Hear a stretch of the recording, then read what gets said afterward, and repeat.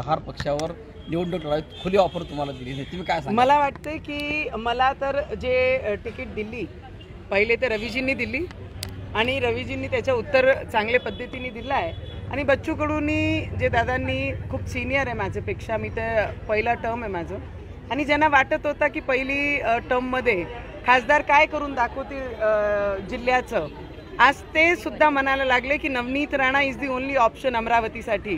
तर मला वाटते माझे कामाचं प्रतीक आहे, माझे कामाचं रिफ्लेक्शन आहे. तर त्यांना मनापासून धन्यवाद करते की जेही लोक 14मध्ये 19मध्ये विरोधात असून कामं केली आहे, आज जर ते म्हणायला लागले की नवनीत राणा हे फक्त ऑप्शन आमच्या अमरावतीचे विकासासाठी आहे, तर मला वाटतं आमचे गोरगरिबांच्या माझे मतदारांचा आशीर्वाद एवढा चांगले पॉझिटिव्हिटीनी आहे की विरोधकांनाही आता रांगेत उभे राहून आपले पक्षाचं ऑफर द्यायला लागले आहे. तर बस थँक्यू.